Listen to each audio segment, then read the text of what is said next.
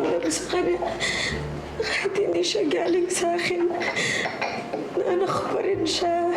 Intindihin mo na lang si Celine. Siguro ito yung tulong na maibibigay mo sa kanya. Ang pabayaan mo na siya kahit sandali lang. Everything that I believed in about myself, hindi pala totoo. Yung ugali ko, yung itsura ko, yung mga gusto ko, yung mga ayaw ko, hindi ko pala namana sa kanila. Saan ako galing? Tama na. Huwag ka na umiyak. Magiging okay din ang lahat. Hi, Rev! Si Harry. Nandun yata sa likod, may naasikaso. Ganda ng location niyo, ah. Tulo ko nga ng picture. Hindi ko na talaga alam kung anong gagawin ko. How about leaving my boyfriend alone? Iris, may pinagdadaanan na ngayong tao. Tama na. Alam mo na sigurong ampun ka lang. Paano mo nalaman yan? Does it even matter? Ang importante, alam mo na yung totoo. Hey, you don't walk out on me! Celine! Kasi ako tinatakbuhan. Para hindi kita tinatakbuhan. Ayoko lang makahanap si Iris ng dahilan para awayin ako. Paano ka ba uwi? Hatid na kita. Walang lang ni Celine ang totoo. Nakakontunan niya nga, ma. Di siguro ganun katindi ang galit niya sa akin. Patong-patong na yung kasinungaling ang ginagawa mo. Kung kinakailangan magsinungaling ako ulit, gagawin ko. Para lang magkakasama kami ng hindi watak-patak. May miss pa rin sila, no? Tagal na panahon ko kasi sila nakasama eh. Minahal ka nila. Minahal mo rin sila. Ibang pamilya nga, kahit magkakadugo, lagi nag-aaway. Huwag ka nalang mag-dwell dun sa kasinungalingan nila. Mahalaga yung totoo. Yung pagmamahal mo sa isa't isa. Ang suplado naman nito. Parang wala tayo pinagsamahan yan. Alam mo, kasalanan ng best friend mo yan eh. Kung hindi nila ginulo si Arthur, edi hindi sana nila tayo si Celine. Confirm. Hanggang ngayon, hindi pa rin nila alam kung nasan si Celine. Yan ang napala niya sa pambubwisit niya sa akin.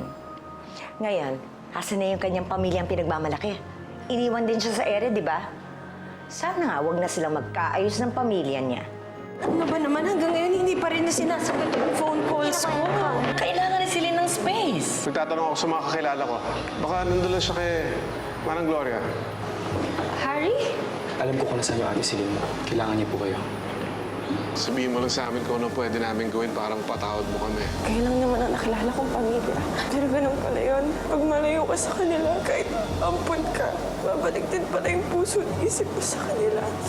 Hindi ka nawala sa puso namin ng daddy mo. Sumalik ka na. Hayaan mo na kaming alagaan ka ulit. Please, give me this chance na maging mommy mo ulit.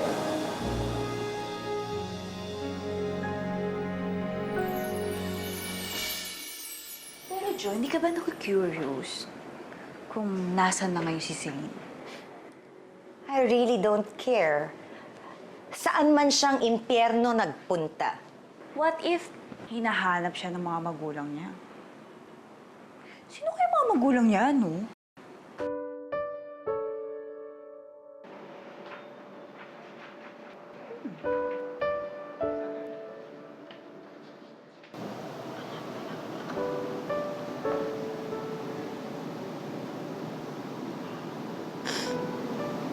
Mommy, Dad, gusto ko lang malaman niyo na I'll always be thankful na naging magulang ko kayo. I owe you my life. Hindi naman ako maging ganito, kundi dahil sa pag-aalaga niyo at pagmamahal niyo. Pero sana, pwede niyo bang sabihin sa akin? Sino bang totoo mo, Daddy? Sino ang totoo mo, Mommy? Anak ka na kaibigan ni Marlon. Marlon? Sino po siya? Dati kong kaibigan. Kasama ko sa trabaho. Anak daw po pala ako ng kaibigan niya. Ano po pangalan niya?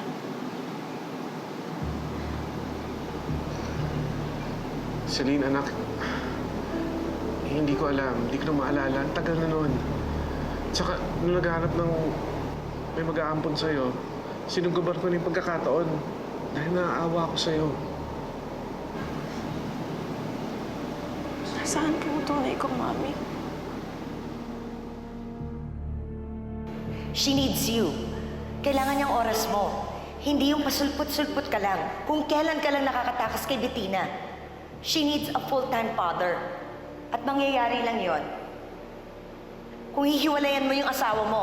Alam mo, imposible mangyari yon. Ano ka ba? Akala ko ba tanggap mo na yan?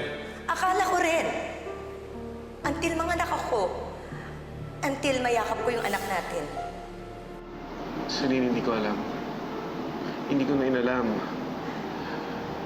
Maraming komplikasyon ng mga panahong yon. Ikaw lang inaalala ko.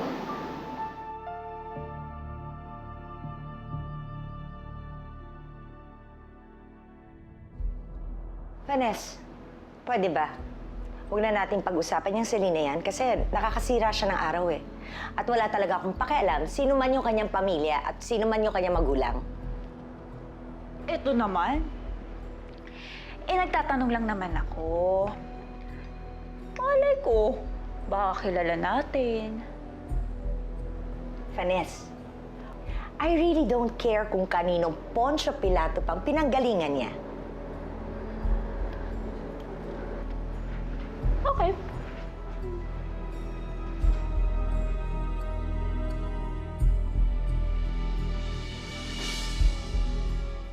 So wala rin pala. Akala ko malalaman ko na kung sinong tunay kong magulang. Celine, hindi na mahalaga para malaman pa kung sino sila. Nandito kami ni Bettina. Kami naman ang kinikilala mong magulang, di ba? Hindi, Daddy. Iba pa rin kapag nalaman ko kung saan talaga ako nanggaling. Celine, please. Pagbigyan mo naman kami ng daddy mo. Pagbigyan mo kaming punan niya mong pagkukulang na nararamdaman mo. Alam mo, pagsasama-samahin namin lahat ng pagmamahal namin, pati ng mga kapatid mo, para lang maramdaman mong buo ka bilang isang tao.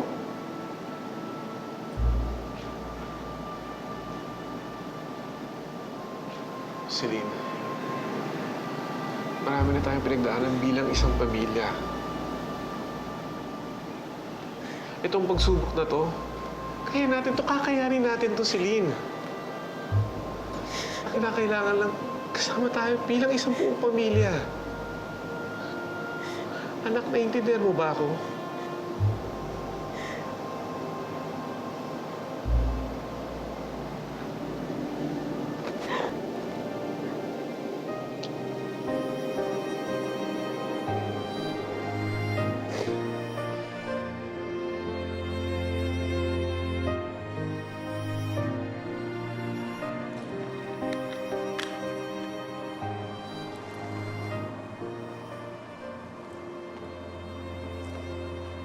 Ano ba talagang totoo?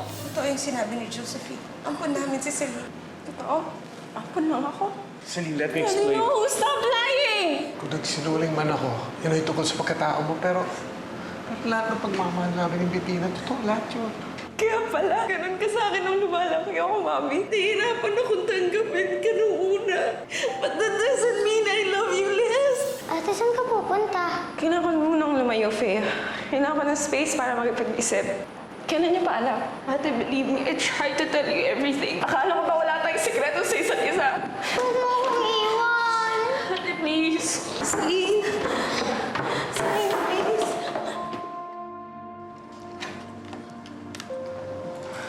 Darling, mamaya yung show natin, ha?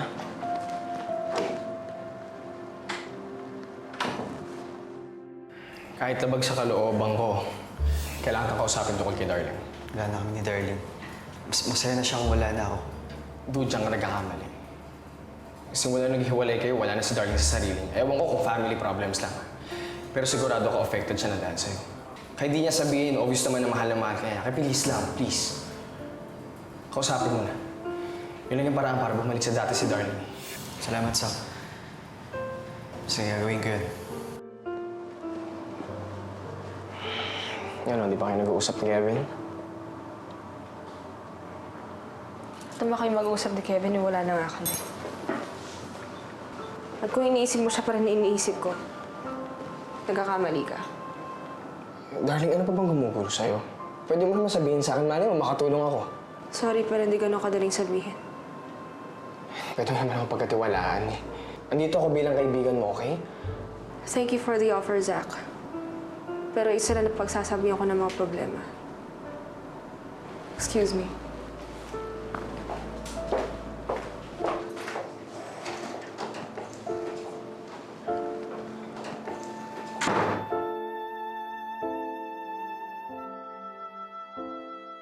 Aray ko! Kuya!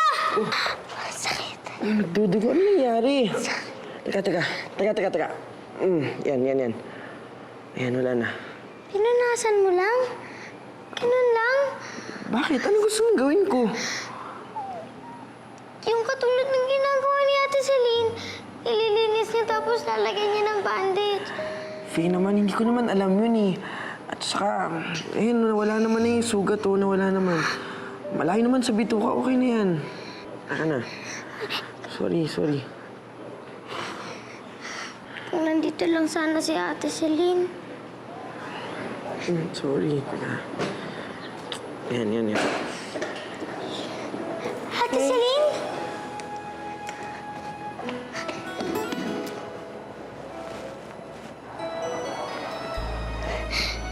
Ate, bumalik ka na. Oo naman. Pwede bang hindi? Miss na kita eh. Miss na rin kita, ate. Ate Celine?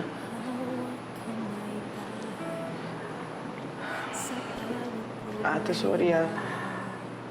Sorry kung hindi ko agad nasabi sa'yo. Sana hindi ka nagalit sa akin. Eto naman, okay na yun.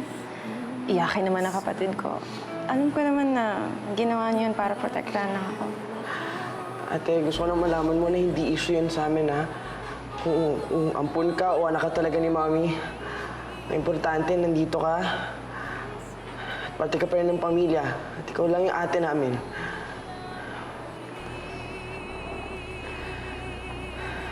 Mahal na mahal ko kayong dalawa. Nasaan ang dating tayo? Saan nagpunta? Saan nagtago? Bakit ba naglaho? Hindi titigil. Mami, dito na ulit titira si ate, di ba? Oo, dahil pamilya natin ang ate mo. At ang pamilya, dapat sama-sama sa isang bubong, hindi magkakahiwalay.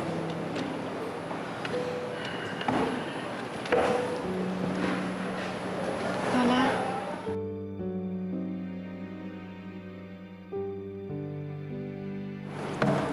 Welcome back, Celine. I'm so glad bumalik ka na. Alam mo naman, kahit hindi ka namin kadugo, walang nag-iba. Apo pa rin kita. And I will always be your Lola. Nothing has ever changed.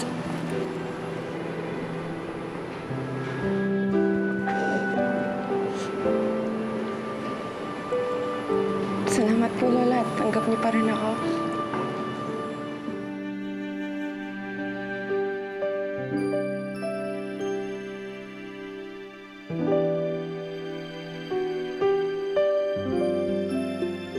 Kababalik lang ni ate. Sugat naman ang pasalubong mo sa akin. Saan mo ba nakuha to? Sa sharpener po. Kasi ginagawan kita ng pasalubong. Ito, oh. Tignan mo, ate, oh. Kasali ka pa rin dito.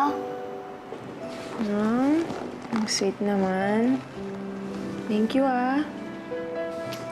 Basta palagi mong tatandaan na I'll always be your ate. Kahit anong mangyari. Thank you, ate. Ayan niya. Okay na yan. Gagaling na yan. Oh.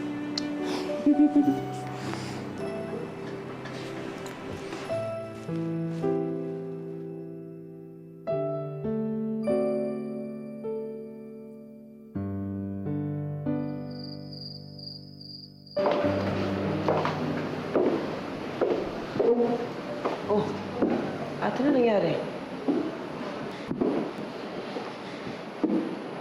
Si Kevin. Nakita ko siya may kasama ibang babae. Ikaw, teka ate, nagsiselos ka ba?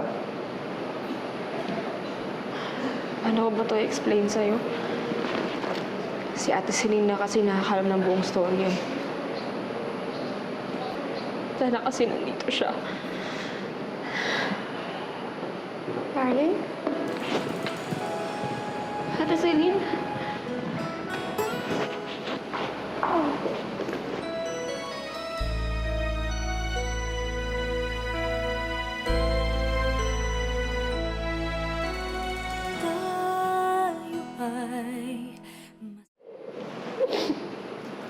Problema, ba't ka umiiyak? Ate, salamat nandito ka na. Huwag mo na itindihin yun. Ang importante, ikaw. Nandito ka na ulit. Hindi mo na kami iiwan, di ba? Hindi na. Ate, I'm so sorry sa mga kasalanan ko sa'yo. Okay lang yun. Kalimutan na natin yun, okay? Wala ngayon, di na ako aalis. Masaya ako na nandito ka na ulit. And I want you to know na kahit adopted ka na ng mami, ikaw pa din ang ate namin. Ikaw pa din ang ate ko. Ikaw lang. Wala na akong makapapahiwalay pa sa atin.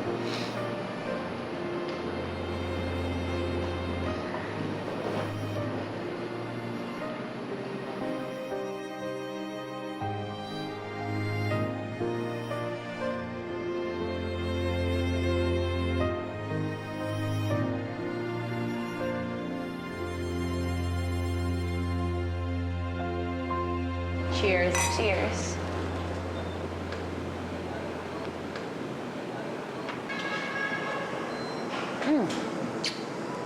So, Harry, sinabi mo na ba kay mami mo yung kalokohan ginawa mo? Kalokohan? Elis, pwede ba? Huwag mong palakihin. Stop making a big deal out of it. Nilalindi ka ni Celine. That's big deal. Nakikipagkita ka na naman ba sa babaeng yon, Harry? Ma, nagkataon lang na nangangailangan ng tulong si Celine and I was in the area. Yun lang yung nangyari. I was just blowing it up. Nevertheless, nakipag-usap ka pa rin sa kanya. Kailan ka ba titigil, Harry? Girlfriend mo na si Iris. You're committed to her. Respetuhin mo naman yung nararamdaman niya. Useless mag-explain. Kahit anong ipaliwanag ko, hindi mo naman iintindihin eh.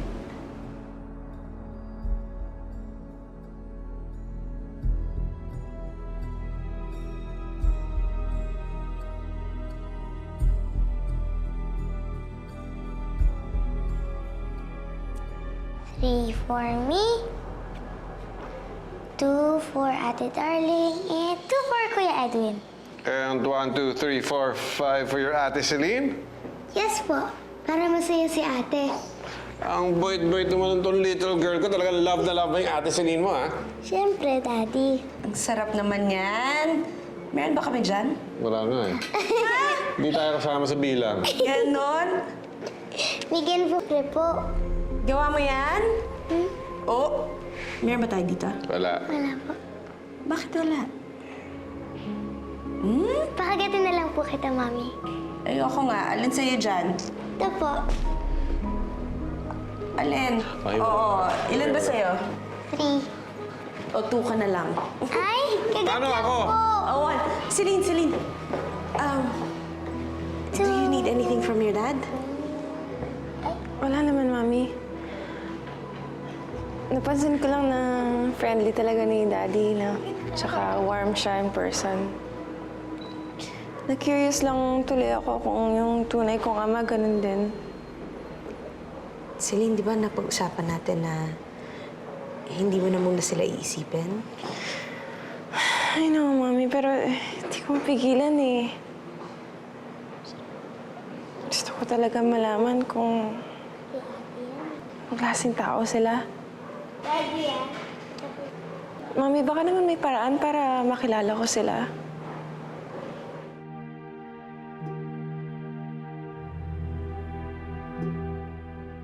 Honey! Kaninong baby yan? Anak natin! Oh, what? Hindi. Yung kaibigan ni paring Noel. Naanakan daw. Tapos di pinakasalan. So naghahanap siya mag-aampon sa baby niya.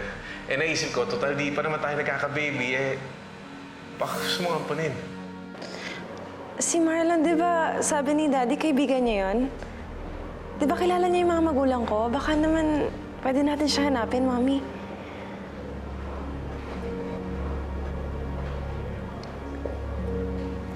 Sige. Sandali lang Arthur!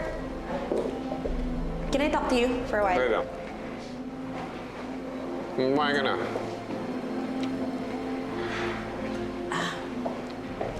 May sasabihin si Celine. Ano yan?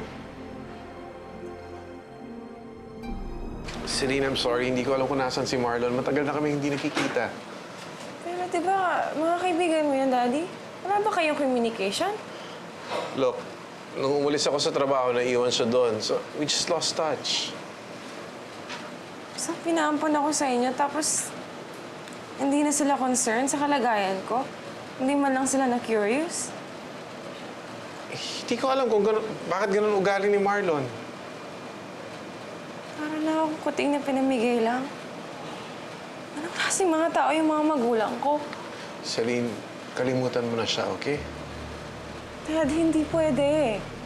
Mas may dahilan ako ngayon para hanapin sila. Tapos isusumbat ko sa kanila kung bakit ginawa nila sa akin to. Bakit ba? Madi-disappoint ka lang, Celine. So, okay lang sa akin kung ma-disappoint ako, masaktan ako. Basta makilala ko sila. At basta magkaroon kami ng closure. Yan man lang. Celine, bakit ba ang tigas ng ulo mo? Sinabi ko na sa'yo, hindi ko alam kung nasan siya. Okay? Arthur, ano ka ba naman? Hindi mo naman kailangan sigawan si Celine eh. Ang bihira, Bettina, nag-explain kasi ako sa kanya, eh pinipilit pa niya yung gusto niya. Bakit ba nagagalit ka? Bakit parang ayaw mo akong tulungan? Ano bang dahilan mo? May tinatago ka na naman ba?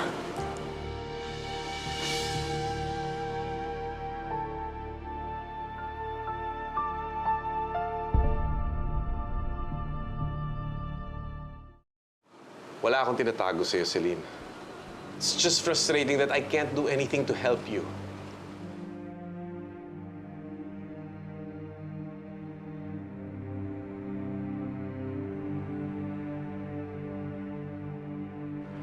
Bagyo. Hinaharap ni Celine si Marlon. Hindi ko na alam anong gagawin ko. Patay! Kapag natunton niya yung tropa mo na yun, tapos ka na.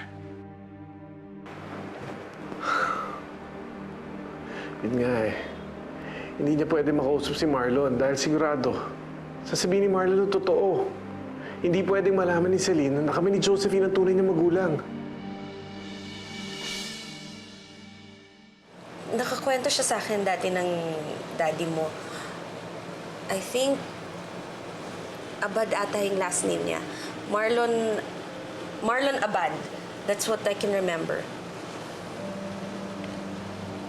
Wala eh, Mami. Ang daming Marlon Abad dito. Sino kaya siya dito? Akin na, tingnan mo, bilis. Baka mamukhaan ko pa siya. Ayan! Siya si Marlon Abad.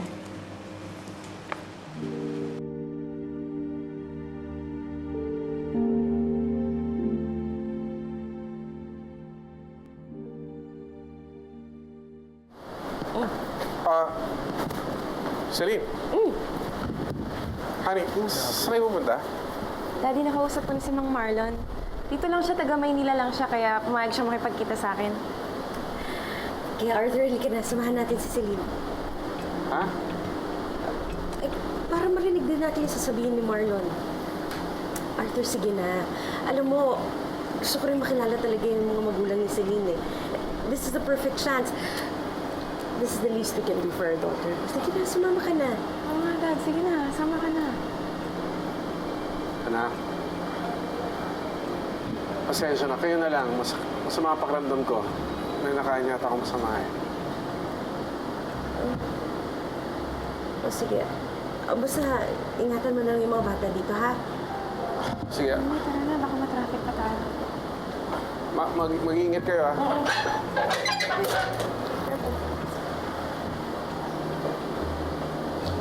outside. Yeah.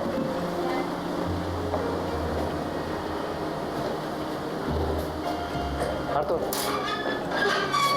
Uy, saan sa'yo pupunta? Kailangan ko sayang siya para hindi magsabi ng totoo. Hindi pwede malaman ni Bettina na kami ni Josephine ang tunay na magulang ni Celine.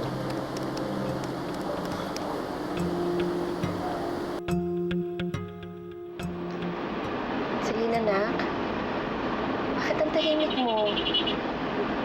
Shouldn't you be happy? Ito na yung iniintay mo. Makakausap mo na si Marlon. Opo, Mami, pero paano kung tama si Daddy? Paano kung ma-disappoint lang ako? Anak, huwag ka nang matakot. Kaya nga kita sinamahan eh.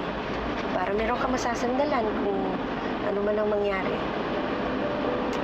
Basta ito na lang isipin mo. Ito na yun. Ito na yung hinihintay mo. Makikilala mo na kung sino yung tunay mo mga magulang.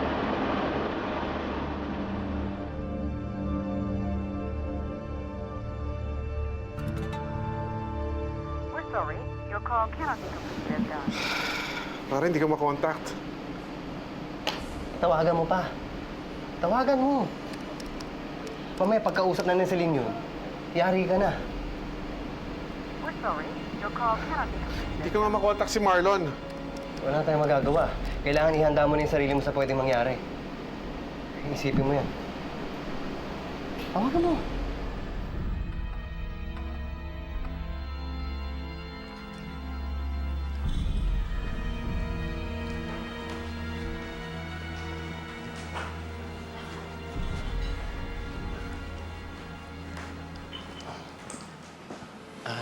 Bettina?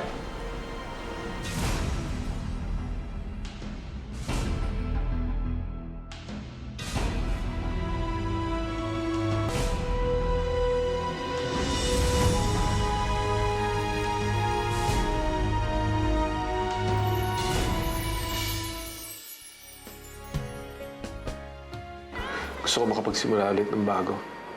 Ng maayos. Maayos? Paano magiging maayos? May lihim kang tinatago sa pamilya niyo. Wala nang ibang makakaalam ng lihim. Dadaling ko na yan hanggang kamatayan. Siguraduhin mo lang. Walang lihim na hindi nabubunyag. Good morning, Celine. Almusal ka na? Ako na isa? Eh kasi nauna na silang kumain kanina. Dati, kinigising nila ako para sabay-sabay kami kumain, ha? Celine, I prepared breakfast for you. Lika, samahan kita kumain. Hindi, Mami, okay lang. Celine! Kita lang kayo ni Celine, nakalimutan mo na kagad ako. Iris, nakakapagod lang kasi dahil explain ako na explain. Wala naman napupuntahan. Please, Iris. Inaway ako ni Harry. Aawayin ka rin ni Pakoy mo.